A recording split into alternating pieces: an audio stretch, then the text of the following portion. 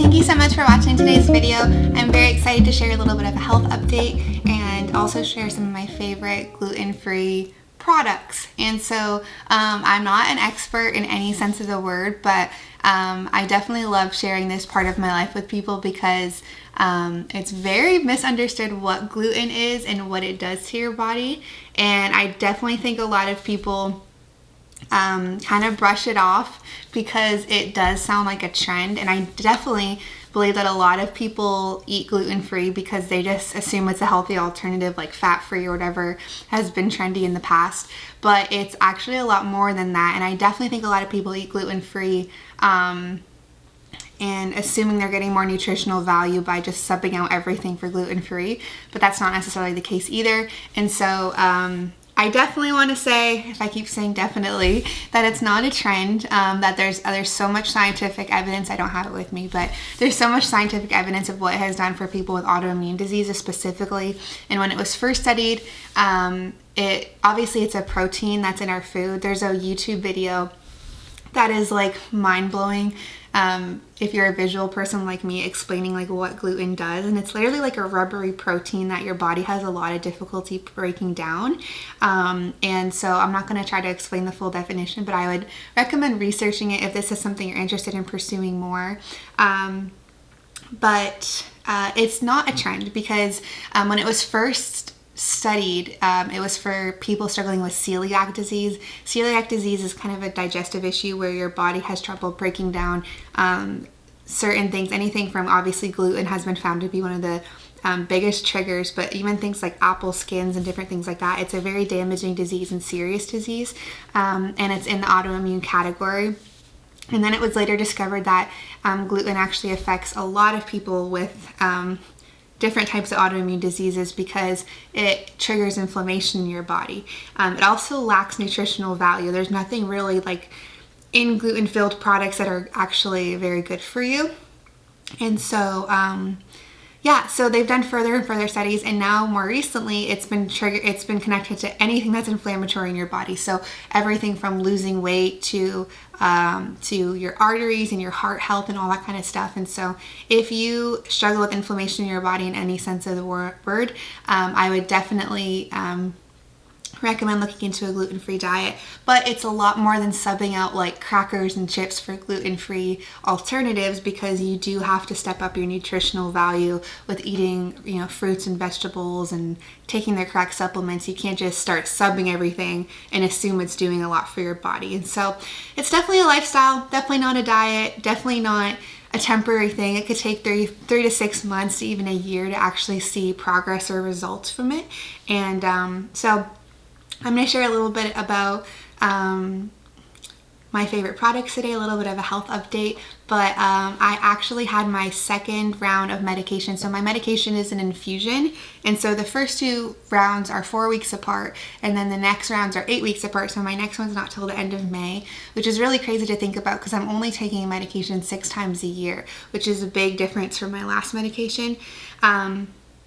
And as far as what the medication is supposed to do, which is to calm down my immune system and prevent inflammation and deterioration of cartilage, it's definitely doing that. So my joints are doing really, really good.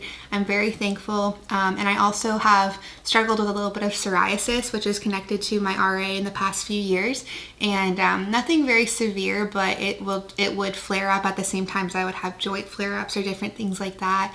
And more recently, I started becoming a little bit more aware of it because, like, in the clothes I was wearing, you could see it a little bit, and obviously no one would notice really or say anything, but I think as a girl, like, you just care about that stuff a little bit.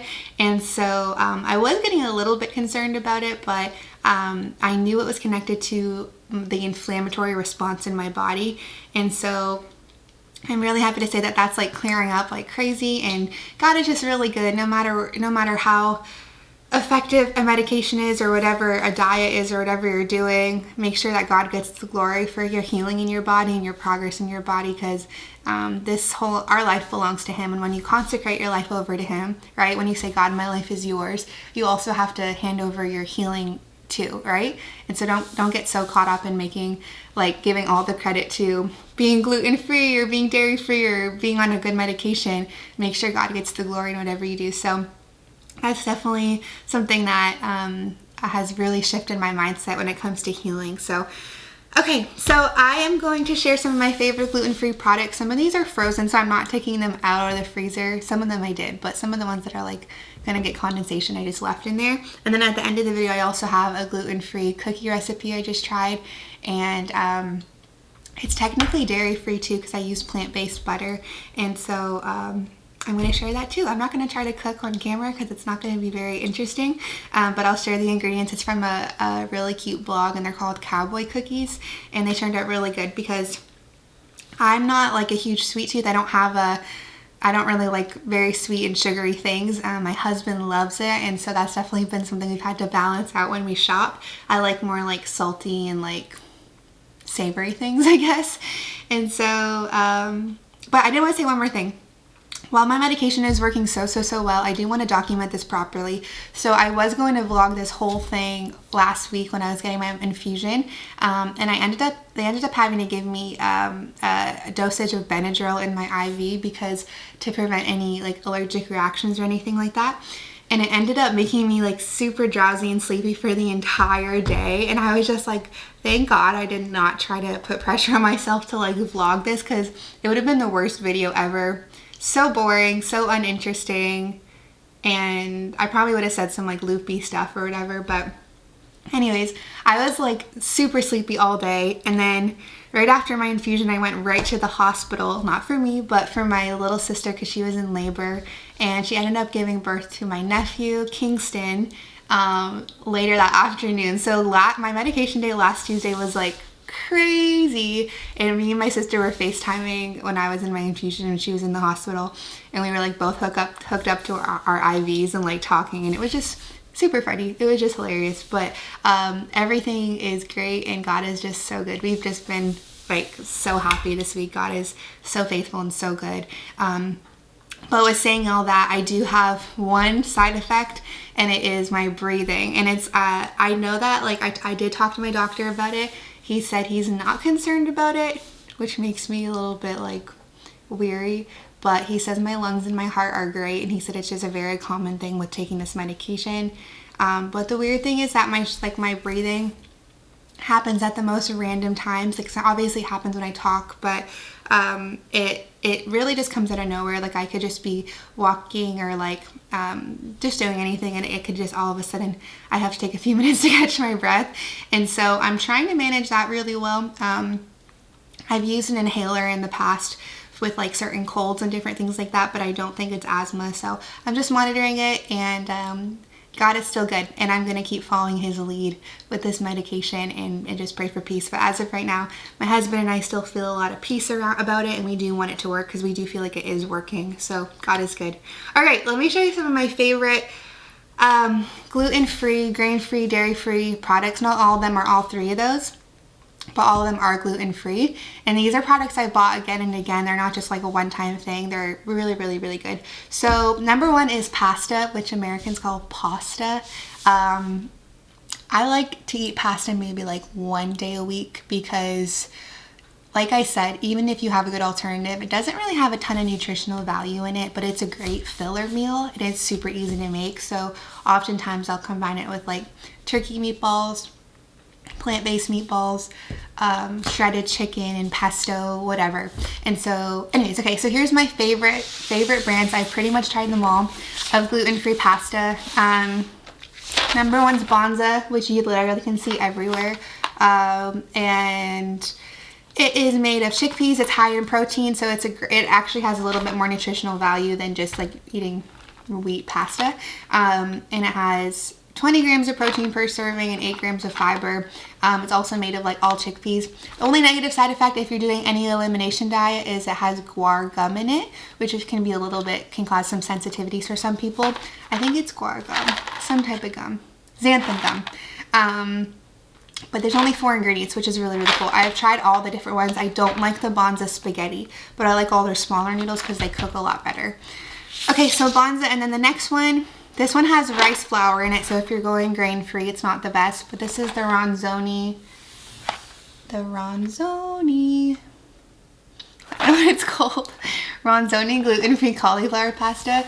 It is made from fava beans and rice flour, and to me it tastes the most like real pasta. So if you're trying to trick people in your house to eating healthier, I would start with that one. Okay, the next thing, this one has to stay in the freezer as well, but this is the Afia, I don't know how to say it, falafel. By the way, all these things are at Publix, if this works.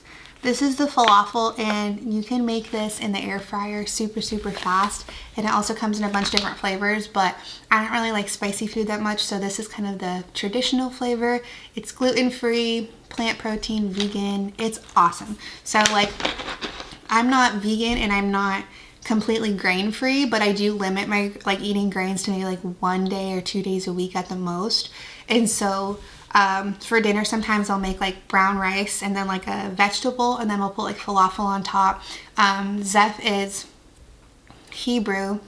I never know if I should say like Hebrew or Jewish, but his heritage is Jewish, and so he's a big fan of the stereotypical falafel and hummus, and so I happen to like it too. So it's really great. The next one's a grain-free snack, and it's by a brand that I think everyone really likes, by Siete. And it's the grain-free cookies, and this is the Mexican shortbread ones. These are so good. I was influenced about these by someone I follow on Instagram who posted them, and they're really good, and they're great with almond milk. So they're awesome, and they're made with grain-free flour. I'm pretty sure they're gluten-free, dairy-free, and grain-free, which is awesome. Okay, the next one, I've tried a lot of dairy-free ice creams, and this one's my absolute favorite. It's the So Delicious salted caramel cluster, and it's made with cashew milk. This one's a little bit on the sweeter side. It's made with cane sugar, so it's not sugar-free. Sugar is super inflammatory too, so like, you know, ideally I would love to be sugar-free, but obviously it's a little bit more difficult. But I've definitely done many months of my life doing all of these, like completely cutting out all of these, and so right now I'm not doing any special diet or elimination diet. These are all like actual real life things I eat, and they're not a part of any special program or anything like that. But this one's my favorite, and I really also like the brand Not a Moo, and they have this one brand called, one flavor called Rockiest Road or Rocky Road, and it has like, oh, it's so good. But it's by the brand Not a Moo. And then So Delicious has tons of good stuff too. So that's my favorite, and it's small because this one's just mine, and I buy Zeph like something different, like a bigger one just for him. Bread. I used to be a big Udi's fan, but this one's my favorite now. It's the Canyon Bakehouse bread, and I really like all the things that come from this brand so far. Their English muffins are super good, their bagels are super good, and their bread is super good for being gluten-free. And the thing with gluten-free bread is it's smaller, but it's great. So it's kind of funny in our house because I buy Zeph his own loaf of bread, I buy myself my own loaf of bread, I buy him his own ice cream, and my own ice cream, and we don't do that for everything, but there's just a few like select things where like he eats healthy, but he doesn't have to eat gluten-free for any specific purpose. He avoids grains and stuff like that too, but he'll just eat like more of like a protein rich bread, like Dave's Killer bread or something. And so if you're kind of in a situation right now where like the person you live with isn't, there's definitely a lot of areas you can swing them, and then there's definitely a lot of areas where you can just balance out who's eating what. So, okay, a few other of my favorite ones.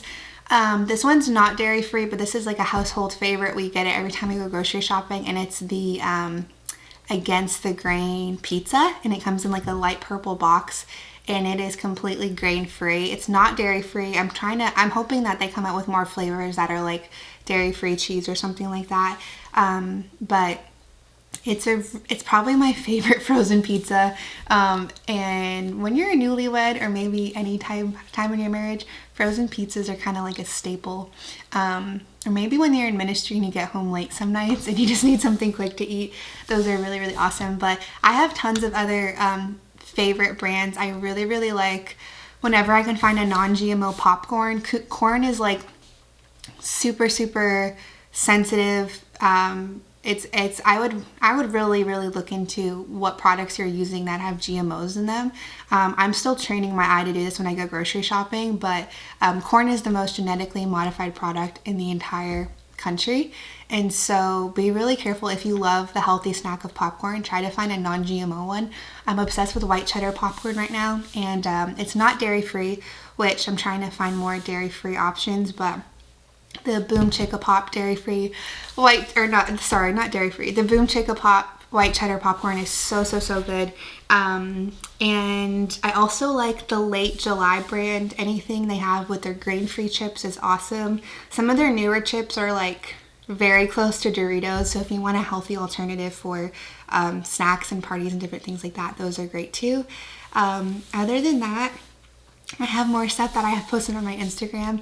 I have some great recipes, but yeah, I hope this has been a little bit helpful. These are like literally just some of the basics to get started.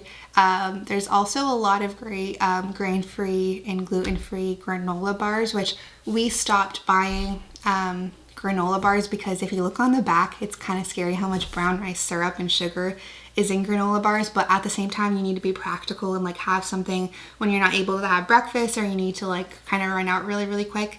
And so I like the brand. I think it's called Pamela's, and they have a great like breakfast bar that's really good too. So I'm not able to show everything here because some of the stuff is like in the pantry or some stuff I don't have in like with me right now, but those are some brands I love. And if this has been helpful to you at all, let me know. I have linked the cookie recipe below, and I hope that you try it out and that you enjoy it, and I hope you have a great day. Share this video with someone in your life who's trying to go gluten-free, and you know, never pressure or persuade anyone to go gluten-free because they might not need that in their life, or they might not need that diet or to make that adjustment right now, but there's definitely people who do. And so if you struggle with migraines, digestive issues, autoimmune diseases, anything inflammatory in your body, or any feeling of sluggishness or fatigue, I would definitely recommend cutting out gluten and dairy. And then instead of trying to do everything at once, cut out one at a time. And then big thing with gluten is if you mess up, if you eat like one thing, or like your lunch is filled with gluten or something, don't just go the rest of the day with just filling yourself with gluten, because it does matter. And so it's not just like, oh, I've already broken it for the day, so I'm just going to keep going, but find things that are going to help you make healthier choices throughout the day. So thank you for watching. You guys are the best, and I hope that you have an amazing day. Love y'all so much. Bye.